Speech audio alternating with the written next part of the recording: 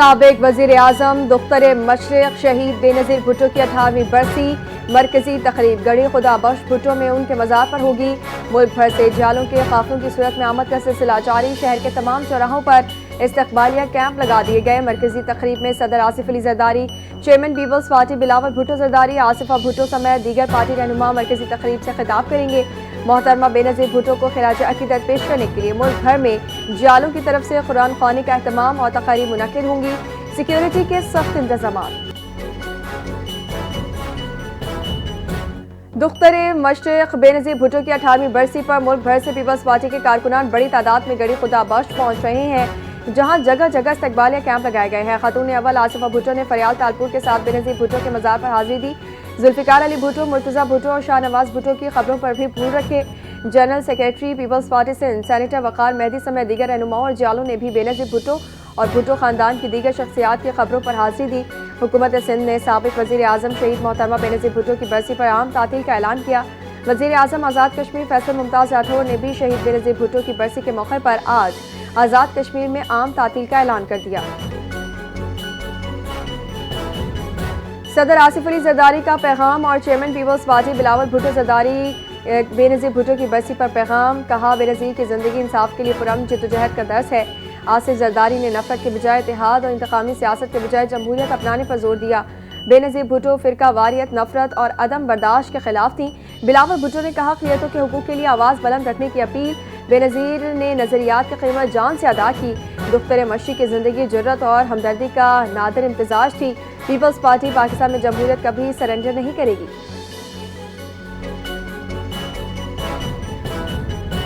وزیر اعظم شہباز شریف کی be be شہید کی برسی پر خراج عقیدت۔ اپنے پیغام میں کہا بے نظیر بھٹو کی جمہوریت، عوامی حقوق اور وفاق پاکستان کے لیے بے مثال جدوجہد ہے۔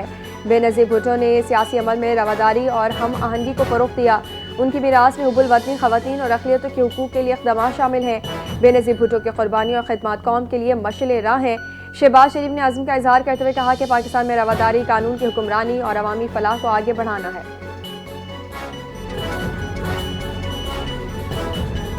وفاقی وزیر داخلہ محسن نقوی کا شہید بے نظیر بھٹو کو یوم شہادت پر خراج عقیدت۔ شہید بے نظیر بھٹو ایک عہد کا نام ہے جو ہمیشہ زندہ رہے گا۔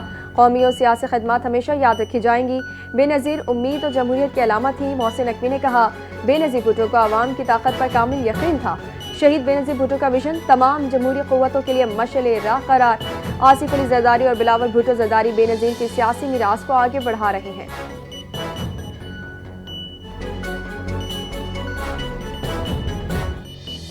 پاکستان نیول اکیڈمی میں 124ویں مڈ شپ مین اور 32ویں شارٹ سروس کورس کی passing out parade. Rear admiral Mohammed Ibrahim Al Bin Ali مہمان خصوصی۔ Chief of the naval staff admiral Naveed Ashraf نے استقبال کیا۔ کیڈٹس نے پاک بحریہ کے سربراہ کو سلامی دی اور ریئر ایڈمرل نے پریڈ کا معائنہ کیا۔ نمایاں کارکردگی دکھانے والے کیڈٹس کو انعامات سے نوازا گیا۔ پاکستانی اور غیر ملکی کیڈٹس عمر مختار اور الزہبی، فہد حسام فرید کو گولڈ میڈلز دیے گئے۔ مڈ شپ مین شہاب احمد کو اکیڈمی ڈریک، مڈ شپ مین محمد عزیز عباس کو بہترین کارکردگی پر اعزازی شمشیر دی۔ قومی معاملات پر مذاکرات کی پیشکش۔ حکومت کا پی ٹی آئی کو واضح پیغام، 8 فروری 2024 کے عام انتخابات پر کوئی بات نہیں ہوگی۔ حکومت کا دو ٹوک موقف، کہا انتخابات مسترد کرنے یا کمیشن بنانے کے مطالبات ناقابل قبول ہیں۔ انتخابی اعتراضات کا فیصلہ صرف الیکشن ٹریبیونلز اور عدالتیں کریں گی۔ مذاکرات کے ذریعے اقتدار اپوزیشن کے حوالے کرنے سے حکومت کا انکار۔ حکومتی پیغام پی ٹی آئی قیادت کے ذریعے تحریک تحفظ آئین پاکستان تک پہنچا دیا گیا۔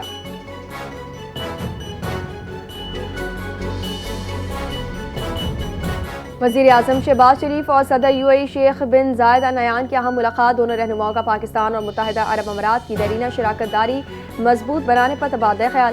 مختلف شعبوں میں جاری دو طرفہ تعاون پر پیش رفت کا جائزہ۔ سرمایہ کاری، توانائی اور آئی ٹی میں تعاون بڑھانے کی اہمیت پر زور۔ پاکستان اور یو اے ای کے درمیان دو طرفہ تجارت میں اضافے پر اتفاق۔ علاقائی اور عالمی امور پر مشاورت، امن اور پائیدار ترقی کے عزم کا اعادہ۔ توشہ خانہ 2 کیس بانی چیئرمین اور بشرا بی بی اسلام آباد ہائی کورٹ میں اپیل دائر کرنے کو تیار۔ اپیل میں موقف اختیار کیا گیا کہ عدالت نے برطرف شدہ گواہ انعام اللہ شاہ کے بیان پر غیر قانونی انحصار کیا۔ برطرف شدہ گواہ کے بیان کو بنیاد بنانا قانونی طور پر درست نہیں۔ استغاثہ بانی پی ٹی آئی اور بشرا بی بی کے خلاف کیس ثابت کرنے میں ناکام۔ توشہ خانہ 2 کا فیصلہ کالعدم قرار دیا جائے اور ایک ہی جرم میں متعدد سزا قابل قبول نہیں۔ مقدمہ بغیر تفتیش قائم کیا گیا، انہیں سیاسی انتقام کا نشانہ بنایا جا رہا ہے۔ لاہور ہائی کورٹ میں وزیر اعلیٰ مریم نواز اور عظمہ بخاری کے خلاف توہین عدالت کی درخواست۔ شہری منیر احمد نے اظہر صدیق ایڈوکیٹ کے ذریعے درخواست دائر کی۔ پنجاب پراپرٹی اونرشپ ایکٹ سے متعلق عدالتی حکم پر تنقیدی بیانات توہین عدالت کے زمرے میں آتے ہیں۔ وزیر اعلیٰ پنجاب کے بیانات کو عدالت کو متنازع اور عدالتی حکم کو لینڈ مافیا کے حق میں قرار دینے کا الزام ہے۔ درخواست گزار نے لکھا، سیاسی رنگ دینے سے عدالتی عمل متاثر ہو سکتا ہے۔ لاہور ہائی کورٹ سے مریم نواز اور عظمہ بخاری کو شوکاز نوٹس جاری کرنے اور توہین عدالت کی کارروائی کی درخواست کی گئی۔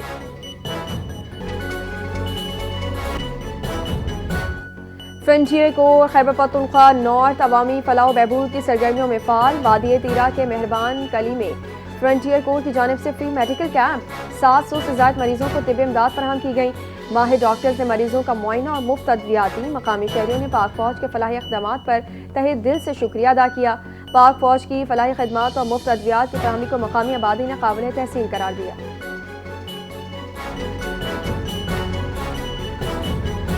زندہ دلانے لاہور کے لیے بڑی خوشخبری آ گئی۔ لاہوری 6 سے 8 فروری تک رکشوں پر مفت سفر کر سکیں گے۔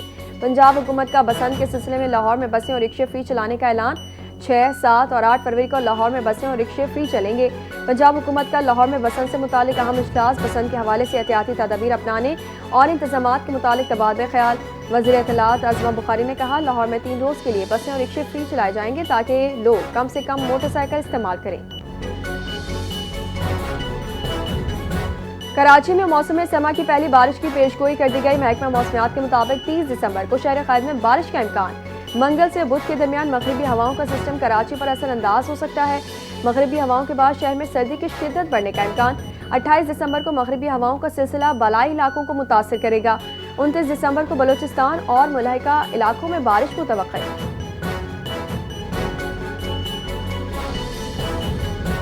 افغانستان میں دہشت گردوں کی محفوظ پناہ گاہیں، خطہ اور عالمی سطح پر سنگین چیلنج۔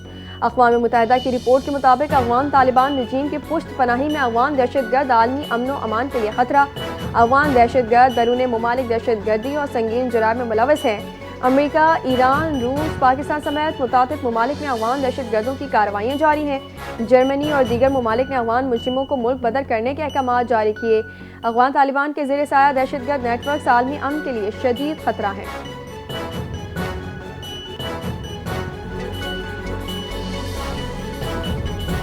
پاکستان یمن میں امن و استحکام کی کوششوں کی حمایت کرتا ہے۔ دفتر خارجہ کے ترجمان نے کہا کہ یمن کی صورتحال پر گہری نظر ہے۔